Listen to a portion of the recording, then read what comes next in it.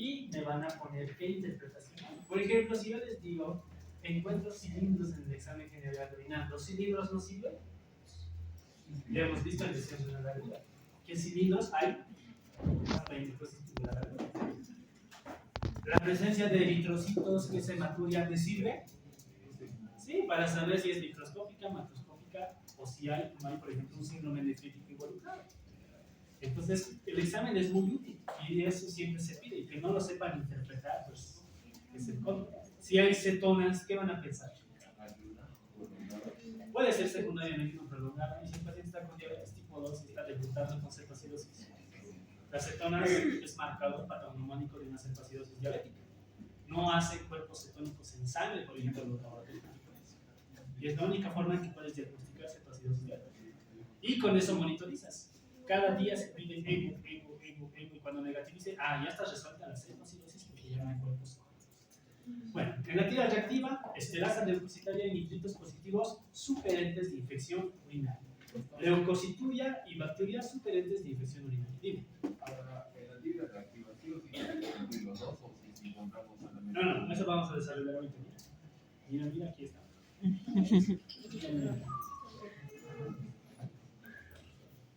La respuesta de la esterasa leucocitaria indica la presencia de piuria y posiblemente una infección urinaria. Entonces, yo lo voy a considerar como positivo siempre y cuando los leucocitos, es decir, estos leucocitos, sean mayor a 5 por campo. O sea, puede darte positivo, pero no te indica que tiene infección urinaria. ¿Se entiende? Los nitritos. Las bacterias convierten a los nitratos en nitritos, pero un resultado positivo, o sea, nitritos positivos, te sugieren infección urinaria, sí. Pero si te sale negativo, no te descarta infección urinaria. ¿Por qué? Porque es específico, pero no sensible. Además, que hay bacterias que no producen nitritos, como cuáles, enterococos, estafilococos y estreptococos. ¿Qué tal si tu paciente tiene toda la clínica de infección urinaria? Le haces examen general de orina y te salen nitritos negativos. ¿A cuál le vas a creer? ¿A la clínica o al examen general de orina? A la clínica, pues si tiene disminuya, nituria, polaquiuria, etc. Tiene toda la clínica. Hemos dicho que los nitritos pueden ser positivos. Muy bien, te sugieren infección urinaria. Pero si sale negativo, no te dice que descartes infección urinaria, más al contrario, puedes pensar en otros gérmenes que no tienen la capacidad de convertir a los nitratos en nitritos. ¿Listo? Y la enzima leucocitaria, ¿ya? Si te sale positivo la esterasa leucocitaria, también te sugiere que hay infección urinaria. ¿Listo? Y si te sale con leucocitos mayor a 5, con más razón, es una esterasa leucocitaria positiva a lo mismo que los nitritos. Entonces, en un ego normal, aquí te va a salir ausente, aquí ausente. En una infección urinaria, ¿qué te va a salir? Esterasa leucocitaria positivo, nitritos positivo. Y cuando vean el examen microscópico, te va a dar la presencia de ¿qué? Piurocitos, de piuria. ¿A partir de cuánto dicen piuria? Cuando hay mayor a 10 leucocitos por campo. Ya ustedes les van a dar, doctor, aquí está el examen general de orina. Interpreten. Y si ven leucocitos mayor a 10 por campo, ¿qué van a pensar? Piuria. Doctor, está con leucocitos mayor a 10 leucocitos por campo. Según la descripción del examen microscópico, en el examen general de orina, una piuria se considera cuando hay mayor o igual a 10 leucocitos por campo y es sugerente de infección urinaria. ¿Se entiende? No pueden decir infección urinaria, no. Tienen que justificar. Ahora, si tienen esterasa, si tienen nitritos y si tienen piuria, pues ya está cantado que ahí hay una infección urinaria. Ahora, ojo, puede haber piuria, pero no puede haber clínica. ¿Se entiende? El paciente puede tener leucocitos mayor a 10, pero no tiene clínica ni infección urinaria, no hay esterasa leucocitaria, no hay nitritos, no hay nada que te diga, pero hay piuria. Entonces, la presencia de piuria se llama ya piuria estéril. ¿Y qué puede ser? Nefrolitiasis o tuberculosis o la presencia de un tumor. Entonces, piuria no es lo mismo que infección. ¿Ya? No se olviden, no es lo mismo que infección. Pero si tienes piuria y tienes esterasa, nitritos, tienes clínica, infección urinaria. Causas de piuria estéril, ahí ven, nefropatía tubulointersticial aguda y crónica, nefropatía por analgésicos, tuberculosis genital genitourinaria, cistitis intersticial, prostatitis crónica, uretritis y enfermedades reumáticas también te puede dar una piuria. Aquí como tercera tarea me van a buscar qué es la triada de Colombino.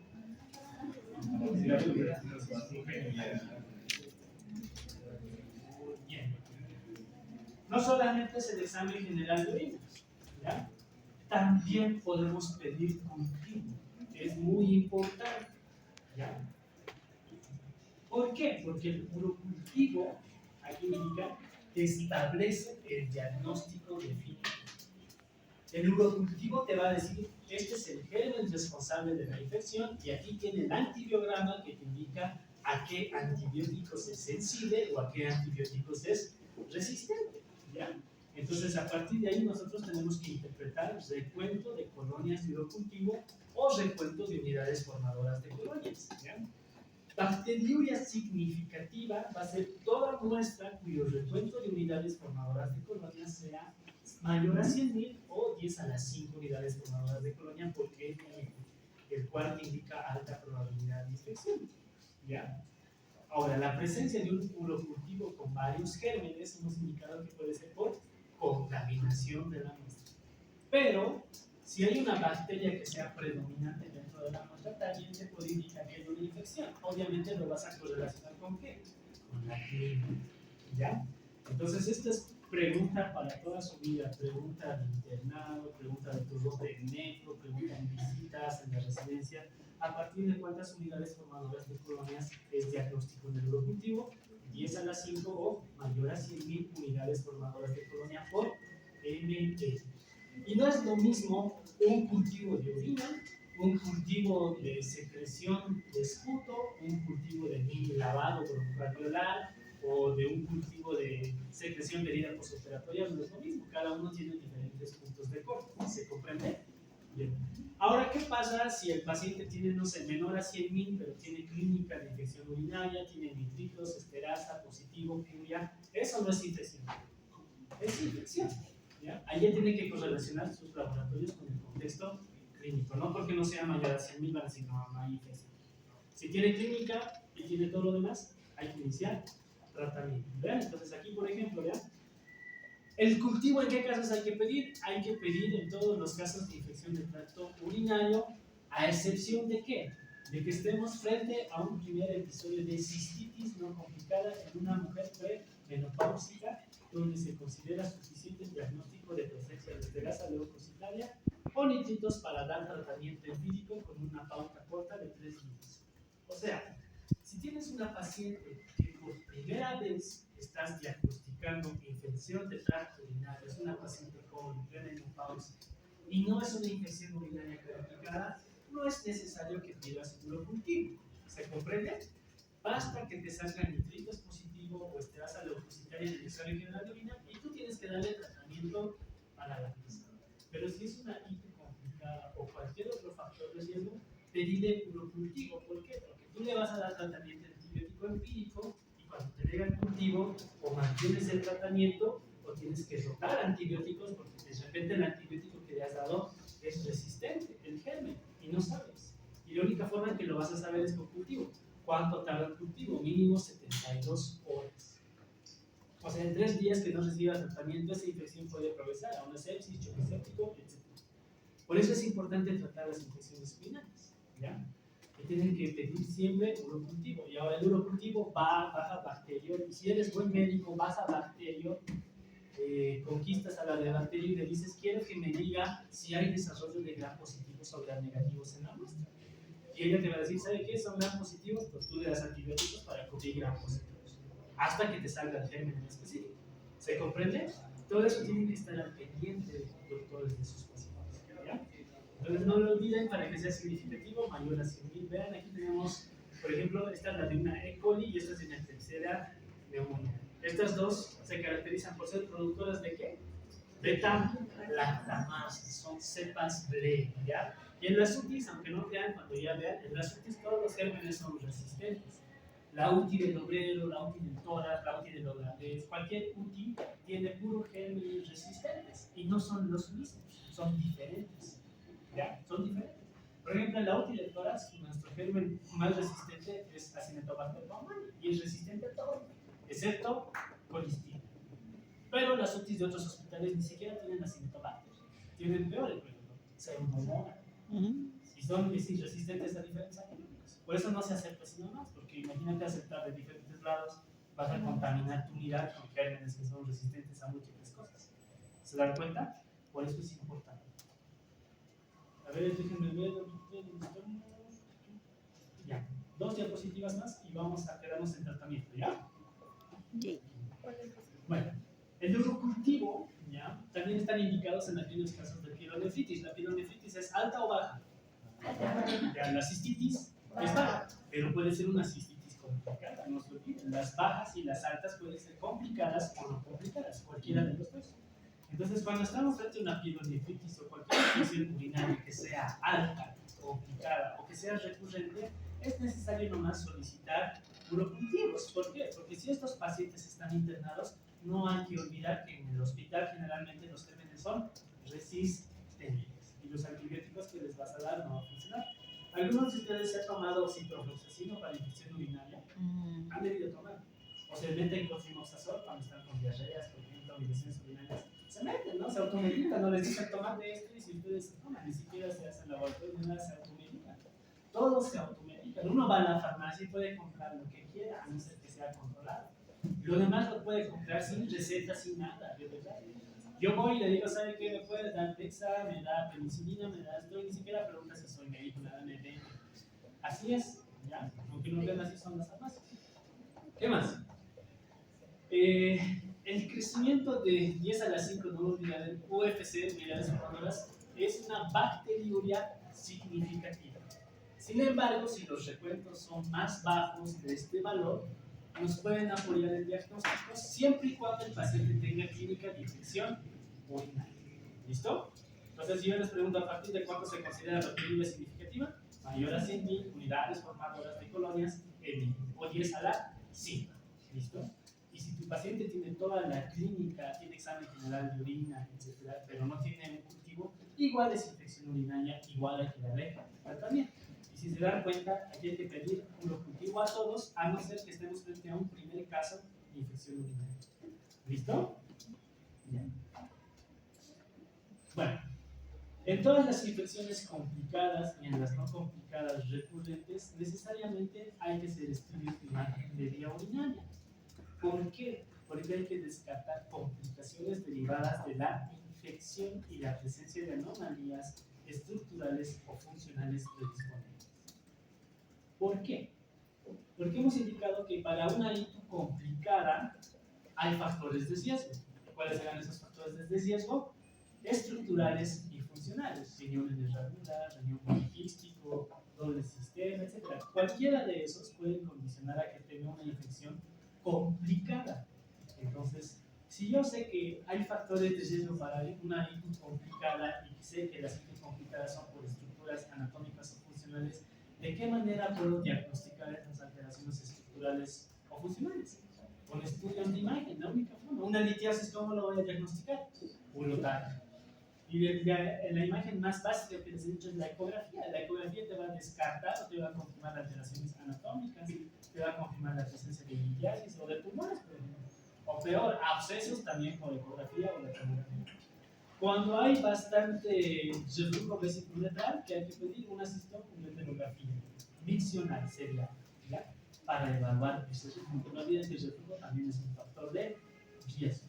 Vean, entonces no olviden, el diagnóstico de infección urinaria implica la recolección de una muestra adecuada, la correcta interpretación del sedimento urinario y los resultados de los cultivos de orina, así como el conocimiento de pruebas de imágenes diagnóstico en situaciones especiales.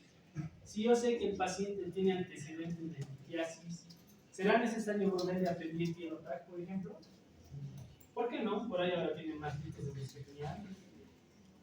No olviden, si tienen sospecha de factores predisponentes, pidan imágenes complementarias. La ecografía es la herramienta más básica, ¿no? Cuidado, estén pidiendo tomografía embarazadas, ¿no? Estén irradiando al producto, a la mamá. No, peligroso. En ese caso, ¿qué pedirían? Ecografía, ¿no? La ecografía la van a pedir en pacientes gestantes, cuidado, se les ocurre pedir tomografía. Una vez me pasó, ¿ya? Me llegó una paciente a emergencias y era una paciente por neumonía, imagínense, neumonía. La fui a ver, efectivamente la neumonía, y la tomografía del tórax tenía un corte que se podía ver abdomen, y en el abdomen se podía ver un polo cefálico. Y la señora no le dijo a nadie que estaba embarazada. No dijo a nadie que estaba embarazada, el médico que le dio no sabía que estaba embarazada, pero su barriga era evidente, haciéndoles maniobras de Leopoldo era evidente. Y como era neumonía, ya era un poco séptico, la habían irradiado, y aparte esta señora tenía antecedentes de quemadura. Pero su vía aérea tenía cicatrices queloides, entonces era una vía aérea difícil. Lastimosamente, cuando ingresó, al momento de intubarle, pues no toleró la medicación, porque cuando sedas a una mujer embarazada, pues dispones a que haya mayor riesgo de mortalidad perinatal. ¿No? Lastimosamente falleció, hizo paro, taquiarritmias, no salió, ya estaba la neumonía totalmente avanzada y no había como ventilar a ese paciente. Entonces, cuidado a ustedes, se les escape diagnosticar un embarazo. Pues, a toda paciente femenino que ingresa en el hospital, siempre hay que pedir prueba de embarazo. Porque si le vas a dar tratamiento, de repente ese tratamiento puede atravesar la barrera placentaria. Y ella ni siquiera sabe que está embarazada. Por eso a todas las mujeres siempre se les pide prueba de embarazo. ¿Viste? Porque si le pasa algo al producto, te van a quitar la voz. Usted le ha dado ese tratamiento. Por eso ahora está complicado el producto. ¿No? ¿Qué tipo de ecografía? Ecografía de rastreo abdominal. Cuando piden ecografía de rastreo abdominal, te va a hacer ecografía de todo. Te va a describir páncreas, riñones, hígado, vías biliares, vaso, te describe todo. Ahora, si eres más específico, tú pedirás ecografía renal, vesical y prostática, si es paciente masculino. En pacientes renales, cuando ven, el nefrólogo siempre pide, ¿qué pide? Ecografía renal, vesical, prostática, pre y post-misional. Así, a toditos, así no necesita a toditos. A toditos les piden mejor. Con esto terminamos. La bacteria significativa también puede ser asintomática, es decir, que tu paciente tiene un cultivo con una unidad formada de colonias mayor a 100.000, pero no tiene clínica, no tiene molestias. Pero hay casos en los que sí tenemos que tratar, como cuáles. Embarazadas, sí o sí hay que tratar bacteriurias asintomáticas. ¿Por qué? Porque el hecho de que esté embarazada es un factor de riesgo para que esa ITU, que inicialmente no tiene signo sintomatología, se vuelva una ITU complicada y pues cambies la situación. ¿Ya? No se les puede escapar por eso detectar infecciones urinarias en mujeres embarazadas. Es delito. Si es menor a 21 semanas, amenaza de aborto. Si es mayor a 21, pero antes de las 36, amenaza de parto prematuro. ¿De qué va a ser culpa? Del médico que no ha diagnosticado. ¿Listo? Y tienen que tener buen criterio para transferir pacientes. ¿Listo? ¿En qué pacientes más? Infección urinaria por Proteus. Si tienes Proteus y es mayor a 100.000, pero no tiene clínica, igual hay que tratar. Pacientes inmunodeprimidos mayor a 100.000 sin clínica, igual hay que tratarlos. A cualquier paciente que tenga cirugía urológica o riesgo de disminución de la mucosa urinaria, igual hay que tratarlos. Entonces vean, la presencia de TIES mayor a las 5, mayor a 100.000 en 2 cultivos consecutivos en mujeres no gestantes o en un único cultivo en mujeres gestantes o varones en ausencia de sintomatología urinaria. Yo les voy a preguntar cómo se define bacteriuria asintomática y ustedes me dirán, es cualquier cultivo con la presencia de mayor a 100.000 unidades en pacientes no gestantes o un único cultivo en pacientes gestantes o varones. Ahí está la definición. Entonces les van a preguntar, esto siempre lo van a ver en el hospital. Doctor, su cultivo ha salido mayor a 100.000 unidades formadoras de colonias, el paciente no tiene clínica. ¿Cómo se denomina eso?